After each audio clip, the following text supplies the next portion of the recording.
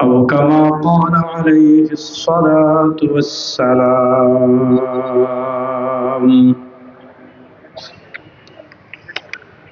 আল্লাহ রাব্বুল ইজ্জত ওয়াল জালালের লাখ কোটি শুকরিয়া আদায় করছি।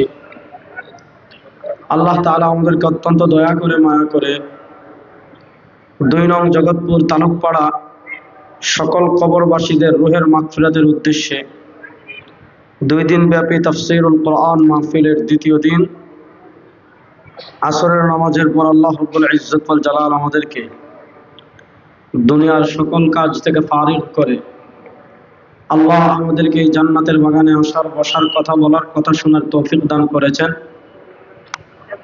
আমরা সবাই একবার আল্লাহ রাব্বুল ইজ্জত ওয়াল জালালের দরবারে অন্তরের অন্তঃস্থল থেকে মন খুলে উচ্চ আওয়াজে সবাই একবার কালেমাতুশ শুকর আদায় করছি, আলহামদুলিল্লাহ। আমার অত্যন্ত শ্রদ্ধাভাজন বড় ভাই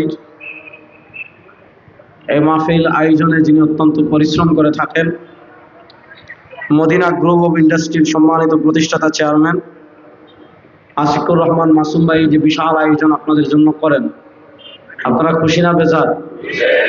আমরা দোয়া করি আল্লাহ তাআলা এই মাহফিলের উসিলায় এলাকার কবরস্থানে যত মুমিন মুমিনাত ঘুমিয়ে আছেন আল্লাহ তাআলা তাদের সকলের কবরকে জান্নাতের টুকরা বানিয়ে দেন। আমি আপনাদের সামনে কোরআনুল কারীমের একটা আয়াত কারীমা সূরাতুল বাকারার তিলাওয়াত করেছি। রাসূল করিম সাল্লাল্লাহু আলাইহি ওয়াসাল্লামের অসংখ্য গণিত হাদিস থেকে একটা হাদিস তিলাওয়াত করেছি। আয়াত এবং হাদিসকে সামনে রেখে কিছু কথা আপনাদের সামনে পেশ করার চেষ্টা করব। আল্লাহ তাআলা আমাকে যেন ইখলাসের সাথে বিশুদ্ধ কথা বলার তৌফিক দান করেন। আল্লাহ আপনাদের সবাইকে যেন আলোচনার শুরু থেকে নিয়ে শেষ পর্যন্ত আল্লাহ সবাইকে পুরো আলোচনা মনোযোগ সহকারে শোনার তৌফিক দান করেন। আমি যে আয়াতে কারিমা তিলাওয়াত করেছি সে আয়াতে আল্লাহ তাআলা আমাদেরকে একটা কাজ করার কথা বলেছেন আর একটা কাজ থেকে নিষেধ করার নির্দেশ দিয়েছেন, একটা করার একটা না করার। আল্লাহ তাআলা বলেন, ইয়া আইয়ুহাল্লাযীনা আমানু দুখুলু ফিস সিলমি কাফা। হে ঈমানদারগণ, ইয়া আইয়ুহাল্লাযীনা আমানু, হে ওই সকল বান্দা যারা ঈমানদার। কোরআনুল কারীমের কোন কোন আয়াতে দেখবেন আল্লাহ তাআলা বলেন ইয়া আইয়ুহান নাস, হে মানুষ সকল। সাধারণত আল্লাহ তাআলা মাক্কি জীবনে সবাইকে শামিল রাখতেন, অর্থাৎ তখন মুসলমান সংখ্যা কম ছিল, এজন্য কোনো বিধান দিলে সবাইকে উদ্দেশ্য করে ইয়া আইয়ুহান নাস, হে মানুষ সকল। আর মাদানী জীবনে আল্লাহ তাআলা মুসলমানদেরকে আলাদা স্পেশাল কোনো মেসেজ দিলে ইয়া আইয়ুহাল্লাযীনা আমানু বলে দিতেন, আলাদা করে আর ইয়া আইয়ুহান নাস, হে মানুষ সকল বলতেন না।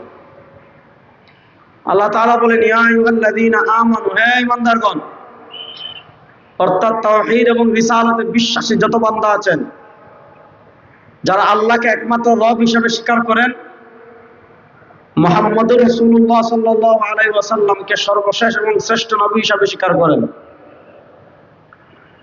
আল্লাহ তাআলা তাওহীদ এবং রিসালাতে বিশ্বাসী সকল বান্দাদেরকে উদ্দেশ্য করে বলেন ইয়া আইয়ুহাল্লাযীনা আমানু, হে ঈমানদারগণ, উদখুলু ফিস সিলমি কাফা, তোমরা পরিপূর্ণভাবে ইসলামে প্রবেশ করো। ভাই আমরা তো ইসলামে আছি, তাহলে আল্লাহ তাআলা আমাদেরকে বলছেন থাকলে হবে না, উদখুলু ফিস সিলমি কাফা, ইসলামে পরিপূর্ণভাবে প্রবেশ করো। ওয়ালা তাত্তাবিউ খুতুওয়াতিশ শাইতান, শয়তানের পদচিহ্নের অনুসরণ করো না। আপনি দেখবেন এই কচুরিপানার মধ্য দিয়ে নৌকা যদি যায় তাহলে দেখবেন কচুরিপানা বাঘ হয়ে বোঝা যায় যেটা নৌকা চলাচলের রাস্তা। মরুভূমির মাঝ দিয়ে যদি উট হেঁটে যায়, মানুষ হেঁটে যায়, পায়ের ছাপ থাকে, দেখা যায় যেদিকে মানুষ যায়। শয়তানের পদচিহ্নের, শয়তানের পথের, শয়তানের মথের, শয়তানের আদর্শের, শয়তানের মতবাদের অনুসরণ করতে আল্লাহ নিষেধ করেছেন। কেন? ইন্নাহু লাকুম আদুউম মুবিন, কারণ আমাদের সবচেয়ে বড় দুশমন হলো শয়তান।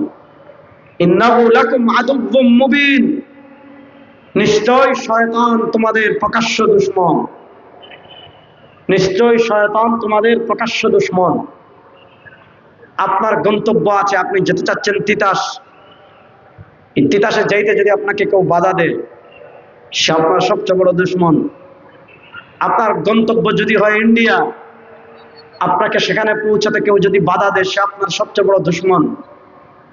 আপনার গন্তব্য যদি হয় ক্ষমতা, তাহলে আপনাকে যে ক্ষমতায় যেতে বাধা দেয়, সে আপনার সবচেয়ে বড় দুশমন। আপনার গন্তব্য যদি হয় ক্ষমতায় টিকে থাকা, তাহলে আপনাকে ক্ষমতা থেকে যে নামাবে, সে আপনার সবচেয়ে বড় দুশমন। আপনি আওয়ামী লীগকে জিজ্ঞেস করেন যে তোমাদের সবচেয়ে বড় দুশমনকে, বলবে যারা জুলাই আগস্টে গণবিপ্লব করে আমাদেরকে ক্ষমতা থেকে নামাইছে। ঠিক তেমনি ভাবে আমাদের একটা গন্তব্য আছে। দুনিয়াতে আপনি যা মন চায় তা খুশি করার জন্য দুনিয়াতে আসেন নাই, যে পথে মন চায় সেই পথে চলার জন্য দুনিয়াতে আসেন নাই, যার আদর্শ মন চায় তার আদর্শ গ্রহণ করার জন্য দুনিয়াতে আসেন নাই, যেদিকে মন চায় ওদিকে জীবন গাড়ি পরিচালনা করার জন্য আল্লাহ আপনাকে দুনিয়াতে পাঠায় নাই, আমাকে দুনিয়াতে পাঠায় নাই। আমরা যারা দুনিয়াতে আছি, আমরা যারা দুনিয়াতে শ্বাস নিচ্ছি, আমরা যারা দুনিয়াতে সূর্যের আলো গ্রহণ করছি, আমরা যারা দুনিয়াতে চন্দ্রের আলো গ্রহণ করছি, আমরা যারা দুনিয়াতে আল্লাহর রিজিক ভক্ষণ করছি, আল্লাহর হায়াত ব্যয় করছি, আল্লাহর দেওয়া মুখ দিয়ে কথা বলছি, আল্লাহর দেওয়া হাত নাড়ছি, আল্লাহর দেওয়া চোখ দিয়ে দেখছি, আল্লাহর দেওয়া পা দিয়ে হাঁটছি, দুনিয়াতে আমাদের একটা গন্তব্য আছে। আল্লাহ তাআলা আমাদেরকে জীবন গাড়ি দিয়েছেন যেদিকে মন চায় ওদিকে যাওয়ার জন্য না। আল্লাহ তাআলা আমাদেরকে জীবন দেন নাই ভারতের দালালি করার জন্য। আল্লাহ তাআলা আমাদেরকে জীবন দেন নাই আমেরিকার দালালি করার জন্য। আল্লাহ তাআলা আমাদেরকে জীবন দেন নাই দিল্লির দালালি করার জন্য। আল্লাহ তাআলা আমাদেরকে জীবন দেন নাই ওয়াশিংটনের দালালি করার জন্য। আল্লাহ তাআলা আমাদেরকে জীবন দেন নাই জাতিসংঘের দালালি করার জন্য। আল্লাহ তাআলা আমাদেরকে জীবন দিয়েছেন, আমাদের জীবন গাড়ি নিয়ে একমাত্র জান্নাতের দিকে চলবো। জান্নাতের বাইরে দুনিয়ার দাগে বাগে মুসলমান চলতে পারে না। পরিষ্কার কথা। দিল্লির দালালদের বিরুদ্ধে লড়াই করেছি, আগামীর বাংলাদেশের লড়াই হবে ওয়াশিংটনের দালালদের বিরুদ্ধে।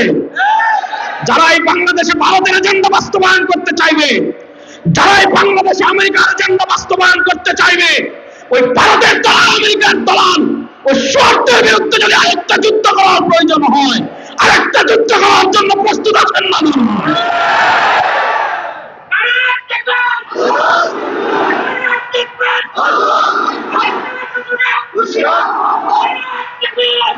প্রস্তুত আছেন তো সবাই ইনশাআল্লাহ? আর তুলে বলেন আমার মতো প্রস্তুত আছেন তো সবাই ইনশাআল্লাহ? আরেকটা লড়াই হবে ইনশাআল্লাহ। ইনশাআল্লাহ বলেন, আর মুষ্টিবদ্ধ করে বলেন ইনশাআল্লাহ। আরেকটা লড়াই হবে ইনশাআল্লাহ। তাহলে দুনিয়াতে আল্লাহ তাআলা আমাদেরকে জীবন দিয়েছেন কিসের জন্য? দুনিয়াতে আল্লাহ তাআলা আমাদেরকে জীবন দিয়েছেন জান্নাতের পথে পরিচালিত হওয়ার জন্য, জাহান্নামের পথে পরিচালিত হওয়ার জন্য।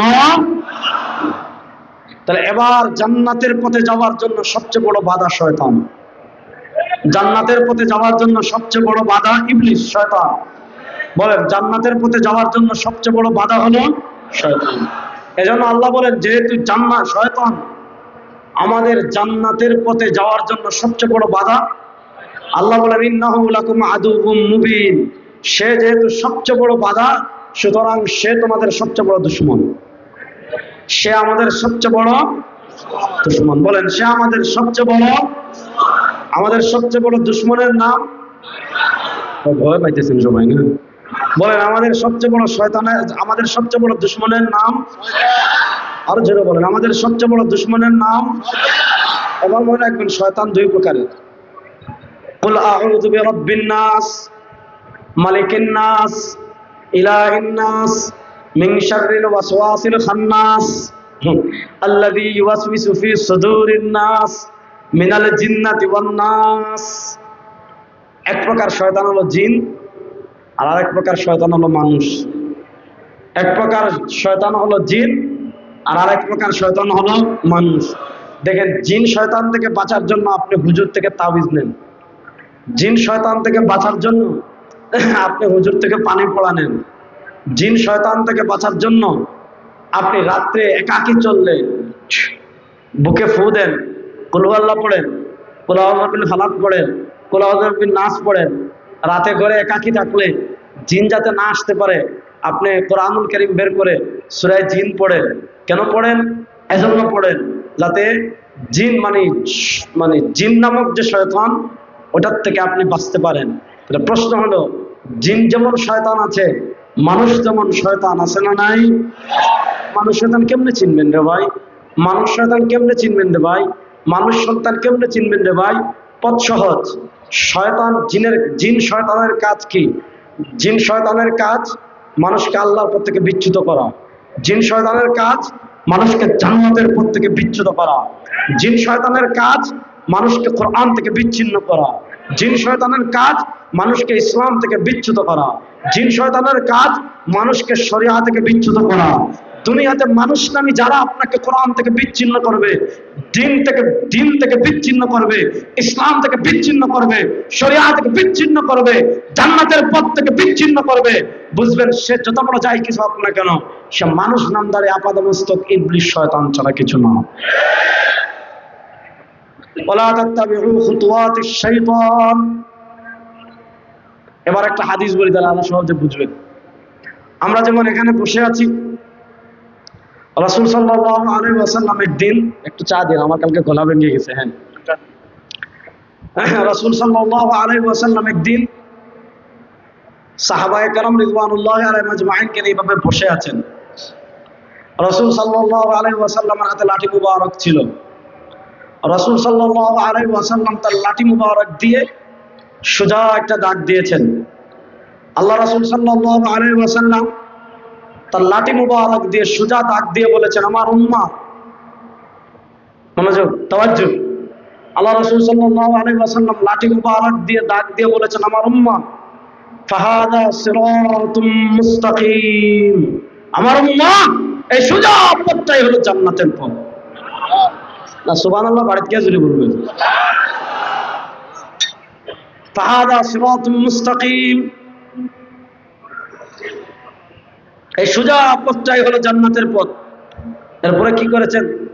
সুম্মা খাত্তা আন ইয়ামিনিহি খুতুতা ওয়া আন শিমালিহি খুতুতা ওয়া ক্বালা ফাফি রাসি কুল্লি তারিকিন শাইতান ইয়াদউ আন-নাস ইলা নারি জাহান্নাম। এরপর সোজা পথের ডানে আরো অনেকগুলা পথ এঁকেছেন, সোজা পথের বামে আরো অনেকগুলা পথ এঁকেছেন। সোজা পথের ডানে বামে আল্লাহ রাসূল সাল্লাল্লাহু আলাইহি ওয়াসাল্লাম অনেকগুলো পথ এঁকে বলেন, আমার উম্মাহ, এই সোজা পথের ডানে এবং বামে যত পথ তৈরি হবে, সোজা পথের ডানে এবং বামে যত পথ তৈরি হবে, মনোযোগ, সোজা পথের ডানে এবং বামে যত পথ তৈরি হবে, রাসূল সাল্লাল্লাহু আলাইহি ওয়াসাল্লাম বলেন, ফাফি রাসি কুল্লি তারিকিন শাইতান, এই সোজা পথের ডানে যত পথ তৈরি হবে, সোজা পথের বামে যত পথ তৈরি হবে, এই সোজা পথের ডানে বামে যত পথ তৈরি হবে, প্রত্যেক পথের মাথায় বসে আছে একটা শয়তান। ওই শয়তানের কাজ কি? স্মার্ট ইসলাম নাম দিয়ে, আধুনিক ইসলাম নাম দিয়ে, ডিজিটাল ইসলাম নাম দিয়ে, হ্যাঁ, নদিয়ার ইসলাম নাম দিয়ে, লালনের ইসলাম নাম দিয়ে, বাউলের ইসলাম নাম দিয়ে, ডিজিটাল ইসলাম নাম দিয়ে, অমুক ইসলাম নাম দিয়ে, তমুক ইসলাম নাম দিয়ে, ইয়াদউন নাস ইলা নারি জাহান্নাম। ওই সোজা পথের ডানে বাম থেকে শয়তান আপনাকে নানা নাম দিয়ে জাহান্নামের দিকে ডাকতে থাকবে। এবার বলেন, আমরা সোজা পথে চলতে চাই কি চাই না? জোরে কই ভাই, সোজা পথে আমরা চলতে চাই কি চাই না? জোরে বলেন, সোজা পথে আমরা চলতে চাই কি চাই না? এখন সোজা পথে আপনি কেমনে চিনবেন? মনোযোগ, দুনিয়াতে কেউ বলবে না যে আমার পথ বাঁকা।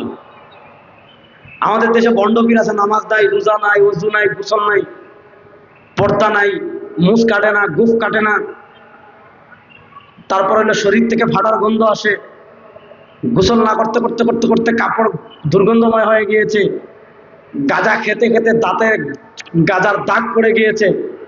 এরকম কিছু ভণ্ড আমাদের দেশে আছে না নাই? কবরে সিজদা দে, মাজারে সিজদা দে, পীরের সিজদা দে, পীরের নামে মান্নত করে, পীরের নামে দিনরাত মাইক লাগিয়ে সারা রাত ব্যাপী এলাকায় গান বাজনা করে। এরকম কিছু বেশরিয়তি, এরকম কিছু ভণ্ড বাউল আমাদের দেশে আছে না নাই? আপনি বাউলদেরকে জিজ্ঞাসা করেন, আপনি আবুলরে জিজ্ঞেস করেন, আপনি মমতাজরে জিজ্ঞেস করেন, আপনি চাঁদপুর মতলবে যান, চাঁদপুর মতলবে গেলে দেখবেন ল্যাংটা বাবার রাস্তা না আছে না, আছে। আপনি ল্যাংটারে গিয়ে জিজ্ঞেস করেন, বলেন তো যে ল্যাংটা থাকে এটা যদি শয়তান না হইতো দুনিয়াতে শয়তান কে আমার বলেন? যে পোশাক পরে না, সতর ডাকে না, ফরজ মানে না, কোরআন মানে না, দিন মানে না, শরিয়া মানে না, এটা যদি শয়তান না হয় তাহলে দুনিয়াতে ইবলিস কে আমারে বলেন? আল্লাহ যে বলেন মিনাল জিন্নাতি ওয়ান নাস, তাহলে যে কোরআন মানে না, দিন মানে না, শরিয়া মানে না, সুন্নাহ মানে না, নবীর আদর্শ মানে না, এটা যদি ইবলিস না হতো দুনিয়াতে ইবলিস কে আমারে বলেন? এটা শয়তান বলা মানে তো শয়তানকে অপমান করা, এটা শয়তানের শয়তান, এটা শয়তানের। আপনি তার আগে জিজ্ঞেস করেন ভাই নবী তো বলেছেন জান্নাতের পথটা এটা, কোনটা? সে বলবে দুনিয়াতে 1 নাম্বার জান্নাতের পথ তাদেরটা। আপনারা জানেন নাঙ্গলকুটে এক গন্ড আছে যে কি বলেছে, যে বলেছে গাঞ্জা খাওয়া হালাল, যে বলেছে আমি যখন মারা যাব আমার মারা যাবার সময় দুলবাসী বাজাইবা, যে বলেছে রমজানে রোজা রাখা হারাম। দলিল কি? বলছে কোন প্রাণীকে কষ্ট দেওয়া আল্লাহ হারাম করেছেন। আপনি যদি রোজায় ভাত না খান তাহলে আপনার পেটে কৃমি থাকতে পারে, তাহলে কৃমির কষ্ট হবে রোজা রাখলে। অর্থাৎ আপনি সকালে খাবার খাচ্ছেন না, আপনি দুপুরে খাবার খাচ্ছেন না, পানি খাচ্ছেন না, তাহলে তো আপনার পেটে কৃমি আছে, এখন কৃমির কষ্ট দেওয়া হারাম, সুতরাং রোজা রাখা হারাম। আচ্ছা, এরপরে জিজ্ঞেস করছে হ্যাঁ আপনারা গাঞ্জা খান কেন? বলছে গাঞ্জা খাওয়া হালাল। দলিল কি? দলিল দিচ্ছে আপনারা বড়ই খান না, খাই। বড়ই গাছ কে বানিয়েছে? আল্লাহ, আপনি বড়ই খাচ্ছেন। আম গাছ কে বানিয়েছে? আল্লাহ, আপনি আম খাচ্ছেন। বেদানা ডালিম গাছ কে বানিয়েছে? আল্লাহ, আপনি ডালিম খাচ্ছেন। পেয়ারা গাছ কে বানিয়েছে? আল্লাহ, আপনি পেয়ারা খাচ্ছেন। তাহলে ডালিম গাছ আল্লাহ বানিয়েছেন, আপনি ডালিম খান। পেয়ারা গাছ আল্লাহ বানিয়েছেন, আপনি পেয়ারা খান। হ্যাঁ, ডাব গাছ আল্লাহ বানিয়েছেন, আপনি ডাব খান। তাহলে গাজার গাছ তো দুনিয়ার কেউ বানায় নাই, গাজার গাছ যেহেতু আল্লাহ বানাইছেন, আমার খাইতে সমস্যা কি? আচ্ছা, আল্লাহ বানাইলে যদি সব খাওয়া যায়, সাপের বিষ বানাইছেন কে? আপনি খাইতে পারবেন? বান্দরের পায়খানা দুনিয়ার কেউ বানাইতে পারবেন? কুত্তার গু দুনিয়ার কেউ বানাইতে পারবেন? তাহলে আপনি খাইবেন? আল্লাহ বানানোর পর হালাল হারামের শরীয়তের ডিরেকশন আছে না নাই? জুড়ে বলেন, আল্লাহ বানানোর পর শরীয়তের ডিরেকশন ইসলামে আছে না নাই? এখন সেই শরীয়তের ডিরেকশন যারা না মানে এরা পীর না ভণ্ড? জুড়ে বলে, এরা পীর না ভণ্ড? এরা ভালো মানুষ না ইমান চোর? হে মুসলমান, আজকে আমরা জুতা চুরলে পিটাই, আজকে আমরা মোবাইল চুরলে পিটাই, আজকে আমরা পকেট চুরলে পিটাই, আর ইমান চুরলে জিলাপি দেয়, খিচুড়ি দেয়, সিন্নি দেয়। এই ইমান চোরদেরকে আগামী বাংলাদেশে সাইজ করা হবে। ইমান চোরদের সাথে কোনো আপোষ নাই। প্রস্তুত আছেন তো সবাই ইনশাআল্লাহ? তাহলে আপনি নাঙ্গলকোটে ওই ভণ্ডরে জিজ্ঞেস করেন যে ভাই নবী বলেছেন জান্নাতের পথ এটা, এটা কোনটা? সে বলবে আমারটা। চট্টগ্রাম বাবা ভান্ডারীর ওখানে যান, গেলে দেখবেন কবরে সিজদা দেয়। আচ্ছা বলেন, যেখানে পীরে সিজদা দেয়, কেউ পীরে সিজদা দিলে ইমান থাকবে? আমরা সিজদা দিব কাকে? এগুলা ইমানের গুরুত্বপূর্ণ বিশ্বাস, আপনাকে বুঝতে হবে রে ভাই, অনুধাবন করতে হবে। এটাই হলো পাশ্চাত্যবাদী ওরিয়েন্টালিস্ট ইসলাম বিদ্বেষী শক্তির চিন্তা আর ইমানদার মুসলিমদের চিন্তার মৌলিক পার্থক্যের জায়গা বুঝবেন। আমাদের মৌলিক পার্থক্যের জায়গা হলো আমরা বিশ্বাস করি আমাদের রব একমাত্র কে? মোহাম্মদের জুড়ে বলেন, রাত মুষ্টিবদ্ধ করে বলেন তো, আমাদের রব একমাত্র কে? সবার মুখ থেকে শুনতে চাই, আমাদের রব একমাত্র কে? আমাদের রব একমাত্র কে? জুড়ে বলেন, আমাদের রব একমাত্র কে? এই জন্য আমরা দুনিয়ায় কারো বাপের স্লোগান দেই না রে ভাই।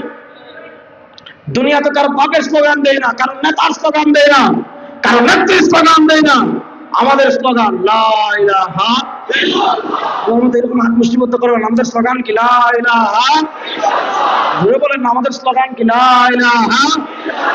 এই শুনেন, বাংলাদেশে লা ইলাহা ইল্লাল্লাহ যত উচ্চ কণ্ঠে উচ্চকিত হবে, বাংলাদেশে আল্লাহু আকবার যত উচ্চ কণ্ঠে উচ্চকিত হবে, ওই দিল্লির রাম বাবুদের গায়ে তত আগুন লাগবে। বাংলাদেশে লা ইলাহা ইল্লাল্লাহ যত উচ্চ কণ্ঠে উচ্চকিত হবে, বাংলাদেশে লা ইলাহা ইল্লাল্লাহ যত উচ্চ কণ্ঠে উচ্চকিত হবে, ভারতের দালালদের গায়ে তত বেশি আগুন লাগবে। সুতরাং আগামী বাংলাদেশে লা ইলাহা ইল্লাল্লাহ শুধু খানকায় থাকবে না, লা ইলাহা ইল্লাল্লাহ শুধু ওয়াজে থাকবে না, লা ইলাহা ইল্লাল্লাহ শুধু মসজিদে থাকবে না, লা ইলাহা ইল্লাল্লাহ শুধু খানকায় থাকবে না। আগামী বাংলাদেশের গড় থেকে নিয়ে, মসজিদ থেকে নিয়ে, মাদ্রাসা থেকে নিয়ে, হালকা জিকির থেকে নিয়ে, ওয়াজ মাহফিল থেকে শুরু করে সংসদ পর্যন্ত এক স্লোগান হবে লা ইলাহা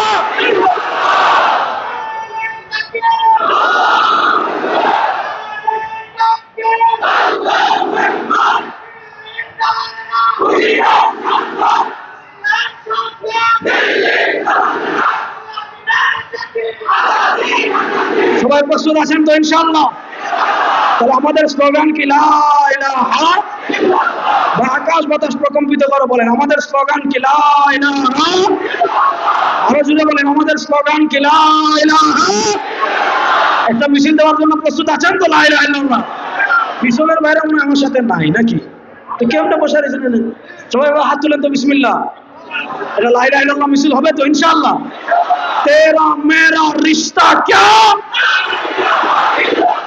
আকাশ বাতাস প্রকম্পিত করে বলতে হবে তেরা মেরা রিশতা ক্যা, তেরা মেরা রিশতা ক্যা, তেরা মেরা রিশতা ক্যা, তেরা মেরা রিশতা ক্যা। আপনারা প্রস্তুত আছেন তো সবাই ইনশাআল্লাহ? আগামীর বাংলাদেশে ভারতের আধিপত্যবাদকে পরাজিত করে, দিল্লির আধিপত্যবাদকে পরাজিত করে, বাংলাদেশের সংসদে লা ইলাহা ইল্লাল্লাহ কালেমার পতাকাকে বিজয় করার জন্য, শরিয়াকে বিজয় করার জন্য, ইসলামকে বিজয় করার জন্য আপনারা প্রস্তুত আছেন না? ইনশাআল্লাহ বলেন। ভাই কয়জনকে মারবে? দিল্লি কয়জনকে মারবে? ভারত কয়জনকে মারবে? মিয়া এক উসমানকে শহীদ করবে, এক উসমান হাদিকে শহীদ করবে, বাংলাদেশের করে করে লক্ষ উসমান হাদি হয়ে যাবে। ভারতকে আমরা ডরাই, আসতে কোন এটা ভারতকে আমরা ডরাই? ওই যেটা বলেন ভারতকে আমরা ডরাই। শুনেন, আমরা খাই গরুর গোশত, আমরা খাই গরুর দুধ, আমরা খাই গরুর মগজ, আমরা খাই গরুর কলিজা, আর তারা খায় গরুর পেশাব। বুঝতে হবে রে ভাই, যারা গরুর দুধ খায়, যারা গরুর মগজ খায়, আর যারা গরুর কলিজা খায়, আর যারা গরুর পেশাব খায়, তারা কি এক? আমি সবসময় বলি রে ভাই, এক ঘরে 5 ভাই থাকে না? আপনাদের এলাকায় নাই মনে হয় 5 ভাই মাঝে মধ্যে লাগে না? না লাগলে তো আপনি মানুষই না। ভাই ভাই কখনো না লাগে তো আপনি মানুষই না, আপনি ফিরিস্তা। আপনার দুনিয়াতে কি করবেন? আসমানে যান। মানুষ হইলে মাঝে মধ্যে ভাই ভাই লাগে। জোরে বলেন ভাই ভাই লাগে। ভাই ভাই লাগলে আপনি কি করেন? কথা বল না, ঠাকানো না, মন কালো করে থাকেন। কিন্তু যদি খবর পান আজকে জুমার দিনে মসজিদে বাপরে অমুকে গালি দিছে, অথবা বাপরে অমুকে আঘাত করছে, অথবা বাপকে অমুকে জুতা মারছে, তাহলে ভাইয়ে ভাইয়ে দ্বন্দ্ব থাকে? ভাইয়ে 5 ভাই এক হয় কেন? আমাদের দেশ ভাই গণতান্ত্রিক দেশ। এখানে গণতান্ত্রিক রাষ্ট্রে কেউ বিএনপি করবে, কেউ জামাত ইসলাম করবে, কেউ ইসলামী আন্দোলন করবে, কেউ এনসিপি করবে। নির্বাচন আসতেছে, একজন আরেকজনের বিরুদ্ধে বলবে, সব ঠিক আছে। হাতের আঙ্গুল 5টা, ভিন্ন ভিন্ন কাজে লাগে, কিন্তু খাইতে হইলে 5 আঙ্গুল এক। আমাদের এখানে দ্বন্দ্ব থাকবে, মারামারি থাকবে, একজন আরেকজনের বিরুদ্ধে বলা থাকবে, কিন্তু ভারতের আধিপত্যবাদ মোকাবেলা করার জন্য সবাই এক। ঠিক আছে তো ইনশাআল্লাহ? ভারতের আধিপত্যবাদ মোকাবেলা করার জন্য সবাই, ফ্যাসিবাদকে প্রতিহত করার জন্য, ফ্যাসিবাদকে রুখে দেওয়ার জন্য, ভারতের দালালদের রুখে দেওয়ার জন্য সবাই ঐক্যবদ্ধ থাকবো তো ইনশাআল্লাহ? তাহলে বোঝা গেল, আপনি যদি তাদেরকে জিজ্ঞেস করেন জান্নাতের পথ কোনটা, তাদেরটা, তাহলে আমরা সিজদা দিব একমাত্র কাকে? ও তো আসতে বললে হবে, আমরা সিজদা দিব কাকে? আমরা বিশ্বাস করি আমাদের রব একমাত্র কে? লা ইলাহা, মহব্বতে বলেন না লা ইলাহা, আরো জোরে বলেন না লা ইলাহা মুহাম্মাদুর। এর চেয়ে বড় পাওয়ার আমাদের আর কিছু আছে? এর চেয়ে বড় পারমাণবিক অস্ত্র আমাদের কিছু আছে? এর চেয়ে বড় অস্ত্র আমাদের আছে? সবচেয়ে বড় অস্ত্র লা ইলাহা। আমরা বলি ভাই রব আল্লাহ। রব মানে কি? রিজিক দাতা আল্লাহ। রব কাকে বলে? যিনি সৃষ্টি করেন। মনোযোগ, রব কাকে বলেন? যিনি সৃষ্টি করেন, যিনি রিজিক দেন, যিনি মৃত্যু দিবেন, যিনি মৃত্যুর পর আবার পুনরায় সৃষ্টি করবেন, তাকে বলে রব। আমাদের ঈমান, আমাদেরকে সৃষ্টি করেছেন আল্লাহ, আমাদেরকে রিজিক দেন আল্লাহ, আমাদেরকে মৃত্যু দিবেন আল্লাহ, আমাদেরকে মৃত্যুর পর আবার পুনরায় সৃষ্টি করবেন আল্লাহ। যেহেতু রিজিক দেন আল্লাহ, জীবন দেন আল্লাহ, মৃত্যু দিবেন আল্লাহ, মৃত্যুর পর আবার পুনরায় সৃষ্টি করবেন আল্লাহ। এজন্য আমরা বলি লা ইলাহা ইল্লাল্লাহ। আমাদের রব একমাত্র আল্লাহ, আল্লাহ ছাড়া আমাদের কোনো রব। এটা হলো তাদের আর আমাদের পার্থক্য। যেহেতু আসমান কার? জুড়ে বলেন, আসমান কার? দুনিয়ার কেউ বানাইতে পারবে? ডোনাল্ড ট্রাম্প আসমান বানাইতে পারবেন? আসমান কার? আসতে বললেন। আসমান কার? জমিন কার? সূর্য কার? চন্দ্র কার? দিন কার? রাত কার? রিজিক কার? আমাকে হাত দিয়েছেন কে? আমাকে কথা বলার শক্তি দিয়েছেন কে? আমাকে শোনার শক্তি দিয়েছেন কে? আমরা বলি আসমান আল্লাহর, জমিন আল্লাহর, সূর্য আল্লাহর, চন্দ্র আল্লাহর, দিন আল্লাহর, রাত আল্লাহর, রিজিক আল্লাহর, হাত আল্লাহর, পা আল্লাহর, মানুষ আল্লাহর, সবকিছু আল্লাহ। আমরা বলি আল্লাহর জমিন, আল্লাহর আসমানের নিচ, আল্লাহর জমিন, আল্লাহ কোরআনের আইনে চলবে, কাবাবের আইনে চলবে না। এটা হলো আমাদের কথা। তারা বলে সকল ক্ষমতার মালিক জনগণ। তোমার 14 গোষ্ঠীর বাপের মাথা মিলে, তোমার 14 গোষ্ঠীর বাপের মাথা। সকল ক্ষমতার মালিক জনগণ। জুড়ে বলেন, সকল ক্ষমতার মালিক কে? জুড়ে বলেন না, সকল ক্ষমতার মালিক কে? আরো জুড়ে বলেন, সকল ক্ষমতার মালিক কে? তাহলে দুনিয়াতে আমরা যেহেতু আল্লাহকে সব মানি, সুতরাং দুনিয়াতে আমরা সিজদা দিব একমাত্র কাকে? বলেন না, সিজদা দিব একমাত্র কাকে? আমাদের দেশে এরকম মানুষ আছে কিনা যে যারা ডাইরেক্ট পীরের পায়ে সিজদা দেয়, ডাইরেক্ট মাজারে সিজদা দেয়? আছে না নাই? ডাইরেক্ট কবরে সিজদা দেয়? আছে না নাই? আচ্ছা বলেন, কেউ যদি পীরে সিজদা দেয়, কবরে সিজদা দেয়, মাজারে সিজদা দেয়, ঈমান আসে না গেছে? জোরে বলেন, জোরে বলেন, ঈমান আসে না গেছে? নিশ্চিত চলে গেছে, কোনো সন্দেহ নেই। এবার বলেন, যারা কবরে সিজদা দেয়, মাজারে সিজদা দেয়, পীরে সিজদা দেয়, তাদেরকে কি আপনি জিজ্ঞেস করবেন যে রাসূলুল্লাহ সাল্লাল্লাহু আলাইহি ওয়াসাল্লাম বলেছেন এটা জান্নাতের পথ, জান্নাতের পথ কেমনে চিনবো? কোনটা দুনিয়া? বাংলাদেশে তো পথের শেষ নাই, বাংলাদেশে তো মতের শেষ নাই। এক এক হুজুর বলে একটা, রেজাউল করিম আপনার সাহেব বলে এইটা, অমুক সাহেব বলে এইটা, অমুক হুজুর বলে ওইটা, অমুক ইসলামিক স্কলার বলে ওইটা। তাহলে দুনিয়াতে আমি কোন পথে চলবো? জান্নাতের পথ কোনটা? যে মাজারের সিজদা দেয় তাকে জিজ্ঞেস করবেন, সে বলবে জান্নাতের পথ ওইটা। শুনেন, আল্লাহ তাআলা জান্নাতের পথের কোনো নাম বলেন নাই। যা আপনি রেজাউল করিম আপনার সাহেবের দল মানে রাজনৈতিক দল না, রাজনৈতিক দলের কথা আমি বলছি না। রাজনৈতিক দল অসংখ্য হতে পারে। রাসূলুল্লাহ সাল্লাল্লাহু আলাইহি ওয়াসাল্লামকে জিজ্ঞাসা করেছেন সাহাবায়ে কেরাম, মান হিয়া ইয়া রাসূলুল্লাহ, মান হিয়া ইয়া রাসূলুল্লাহ। রাসূলুল্লাহ সাল্লাল্লাহু আলাইহি ওয়াসাল্লাম বলে গিয়েছেন, তাফাররাকাত বানু ইসরাঈল আলা 72 মিল্লাহ। বনি ইসরাইল বিভক্ত হয়েছে 72 দলে। ওয়াসাতাফতারিকু উম্মতি আলা 73 মিল্লাহ। আমার উম্মাহ বিভক্ত হবে 73 দলে। আল্লাহ রাসূল সাল্লাল্লাহু আলাইহি ওয়াসাল্লাম বলেন, কুল্লুহুম ফিন্নার। 73 দলের সব জাহান্নামী, ইল্লা মিল্লাতান ওয়াহিদা, একটা দল জান্নাতি। সব জাহান্নামী, সব ডানে বাম, এই সোজা যারা এরা জান্নাতি। সাহাবায়ে কেরাম জিজ্ঞেস করলেন, মান হিয়া ইয়া রাসূলুল্লাহ। যেই দল সিরাতে মুস্তাকিমের উপর চলবে, যেই দল জান্নাতের পথে চলবে, ওই দলকে কেমনে চিনবো? আল্লাহ রাসূল সাল্লাল্লাহু আলাইহি ওয়াসাল্লাম জবাব দিয়েছেন, আল্লাহ রাসূল সাল্লাল্লাহু আলাইহি ওয়াসাল্লাম জবাব দিতে গিয়ে কোনো নাম বলেন নাই, তিনি দুইটা প্রতীক বলেছেন। বাংলাদেশে গত পরশু থেকে নির্বাচনী প্রচারণা শুরু হয়েছে।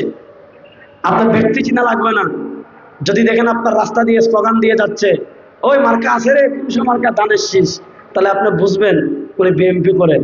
রাস্তা দিয়ে স্লোগান যাচ্ছে, কোন সে মার্কা হাত পাখা, আপনি বুঝবেন ইসলামী আন্দোলন। রাস্তা দিয়ে স্লোগান দিয়ে যাচ্ছে, কোন সে মার্কা দাড়ি পাল্লা, আপনি বুঝবেন জামাত। রাস্তা দিয়ে স্লোগান দিয়ে যাচ্ছে, কোন সে মার্কা শাপলা কলি, আপনি বুঝবেন এনসিপি। রাস্তা দিয়ে স্লোগান দিয়ে যাচ্ছে, কোন সে মার্কা রিক্সা, বুঝবেন মামুনুল হক সাহেবের দল। তো যেটা মার্কা দেখে দল বোঝা যায়, আল্লাহ রাসূল সাল্লাল্লাহু আলাইহি ওয়াসাল্লাম যে বলেছেন যে জান্নাতের প্রতি সোজা পথ, কারা সোজা পথে আছে চিনবেন কেমনে? আল্লাহ রাসূল সাল্লাল্লাহু আলাইহি ওয়াসাল্লাম, আবার বলি, আল্লাহ রাসূল সাল্লাল্লাহু আলাইহি ওয়াসাল্লাম জান্নাতি দলের দুইটা প্রতীক দিয়েছেন। আল্লাহ রাসূল সাল্লাল্লাহু আলাইহি ওয়াসাল্লাম জান্নাতি দলের দুইটা মার্কা দিয়েছেন। মনোযোগ, আল্লাহ রাসূল সাল্লাল্লাহু আলাইহি ওয়াসাল্লাম জান্নাতি দলের দুটা প্রতীক দিয়েছেন, দুটা মার্কা দিয়েছেন।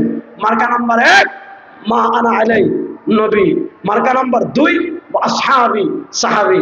জান্নাতি দলের দুইটা প্রতীক দিয়েছেন, জান্নাতি দলের দুইটা মার্কা দিয়েছেন। মা আনা আলাই 1 নম্বর প্রতীক নবী, 2 নম্বর প্রতীক আসহাবি, সাহাবায়ে কেরাম। নবী সাহাবী এই 2 মার্কা দিয়ে আপনি জান্নাতের পথ চিনবেন, এই 2 মার্কা দিয়ে আপনি জান্নাতের গ্রুপ চিনবেন। 2 মার্কা মানি যাদের বিশ্বাস নবী এবং সাহাবা ইকরামের বিশ্বাসের সাথে মিলে, যাদের আদর্শ নবী এবং সাহাবা ইকরামের আদর্শের সাথে মিলে, যাদের আমল নবী এবং সাহাবা ইকরামের আমলের সাথে মিলে, যাদের পথ চলা নবী এবং সাহাবা ইকরামের পথ চলার সাথে মিলে, তারাই হবে জান্নাতি।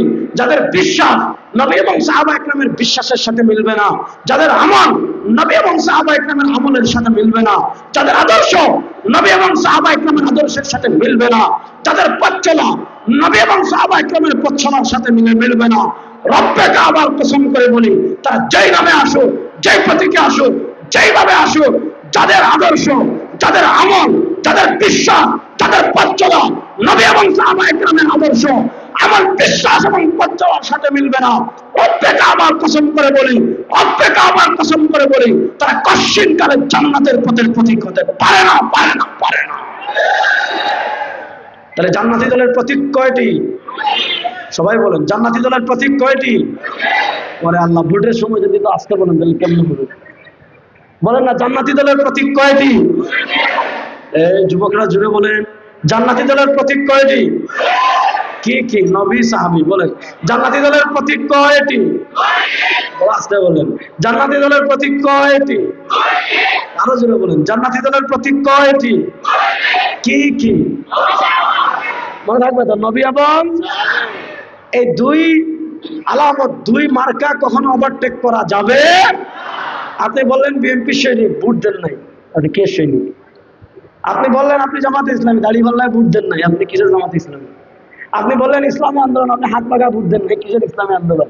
আরে আপনি যত বড় মুমিন বলেন, আর যত বড় বিপ্লবী বলেন, আর যা কিছু, যত বড় পীর বলেন, যত বড় শায়েখ বলেন, যত বড় ইসলামিক স্কলার বলেন, আর যা কিছু বলেন, যদি নবী এবং সাহাবীর আদর্শ না পাওয়া যায়, আপনার চেয়ে বড় ইবলিস, আপনার চেয়ে বড় শয়তান, আপনার চেয়ে বড় বন্ধ আল্লাহর নবীর নাম কেমন? কথা ক্লিয়ার একদম, কোনো সিস্টেম নেই। তাহলে আমরা নবী এবং সাহাবীর পথ চলতে চাই কি চাই না? কারা কারা চান দেখে হাত তুলি তো, বিসমিল্লাহ। আল্লাহ তাআলা আমাদেরকে নবী এবং সাহাবীদের পথে পথ চলার তৌফিক দান করুন। আজ কিন্তু শেষ না, শেষের অংশ ব্যাখ্যা করলাম, গলা কিন্তু ভাঙ্গা, তারপরে কথা বলতেছি। ওয়ালা তাত্তাবিউ খুতুওয়াতিশ শাইতান, নবী বলেছেন শয়তানের পথের অনুসরণ করো না। এই শয়তানের পথ চেনার জন্য 2টা আলামত, নবী, সাহাবী। এবার আসেন আয়াতের প্রথম অংশে যাই। ইয়া আইয়ুহাল্লাযীনা আমানু দুখুলু ফিস সিলমি কাফা, হে ইমানদারগণ, ইসলামে পরিপূর্ণভাবে প্রবেশ করো। এখানে আল্লাহ তাআলা 1 নম্বর, আল্লাহ তাআলা যেই জিনিসে প্রবেশ করার কথা বলেছেন পরিপূর্ণভাবে, একটু না, অর্ধেক না, হাফ না, শিখি না, আল্লাহ তাআলা আমাদেরকে পরিপূর্ণভাবে ইসলামে প্রবেশের নির্দেশ দিয়েছেন। এখানে 2টা জিনিস বলি, ভালো করে বুঝবেন। দুনিয়াতে আমাদের অনেকগুলা পরিচয় আছে, যেমন এখানে অনেক আছেন যাদের গ্রাম হলো জগৎপুর, আপনাদের গ্রাম জগৎপুর, আপনাদের থানা তিতাস, আপনাদের বিভাগ, আপনাদের জেলা কুমিল্লা। বিভাগ কি চট্টগ্রাম না ঢাকা? ও, কিছুদিন আগে তো আপনারা আন্দোলনই করছেন যে কুমিল্লা বিভাগ চাই, নাকি হয়েছে? হয়েছে? হয় না এখন? ভাই বলতেছে শেষ পর্যায়ে, অনেক আশা ভাই। যাক, এটা তো ভাই আপনাদের দাবি দেওয়া, এটা আপনারা আপনাদের এখানে, আমি তো ভাই সিলেটের মানুষ, আমি বললেও কি আর না বললেও কি, তারপরে আপনাদের দাবির সাথে একাত্মতা পোষণ করিলাম। যাক, এখনো তো যেহেতু হয় নাই, একটা হলো আপনার বিভাগের পরিচয় চট্টগ্রাম, আর বাকি যুক্তি হলো ঢাকা। তো এখানে চট্টগ্রাম তো অনেক দূর, ঢাকায় থাকবেন, হলে আলাদা হবে। যেহেতু মাঝামাঝি, এদিকে চট্টগ্রাম, এদিকে কি ঢাকা, মাঝে এটা আলাদা বিভাগ হতে পারে, সমস্যা নাই। কিন্তু দিলে এখন মায়ের তো লাগবে আপনাদের ভিতর, নোয়াখালীর ভিতর। নোয়াখালীরা বলে আমাদেরকে বিভাগ দেন, আপনারা বলে আপনাদেরকে বিভাগ দেন। এই মায়ের ভাই আমরা কেমনে ভাঙাবো? যাক, এটা আপনারা সমাধান করেন, এটা নিয়ে আমার কথা না। তাহলে আপনাদের বিভাগের পরিচয় চট্টগ্রাম, জেলার পরিচয় কুমিল্লা, থানার পরিচয় তিতাস, গ্রামের পরিচয়। শুনেন, আমাদের যেমন একটা গ্রামের পরিচয় আছে, আমাদের যেমন একটা থানার পরিচয় আছে, আমাদের যেমন একটা জেলার পরিচয় আছে, আমাদের যেমন একটা বিভাগের পরিচয় আছে, আমাদের একটা দেশেরও পরিচয় আছে। যেমন আমরা বাংলাদেশি, ঠিক তেমনি ভাবে আমাদের একটা জাতীয় পরিচয় আছে, আছে না নাই? সেই জাতীয় পরিচয় হলো আমরা মুসলিম। বলেন, সেই জাতীয় পরিচয় হলো আমরা। এটা বলতে লজ্জা লাগে? আরে ভাই, কি একটা যুগে আমরা আসছি রে ভাই। ভারতের হিন্দুদের কি জিজ্ঞান, হ্যাঁ তোমাদের সবচেয়ে বড় পরিচয় কি? বলবো হিন্দু। আপনি মায়ানমারের বৌদ্ধদেরকে জিজ্ঞেস করেন, তোমাদের সবচেয়ে বড় পরিচয় কি? বলবো আমরা বৌদ্ধ।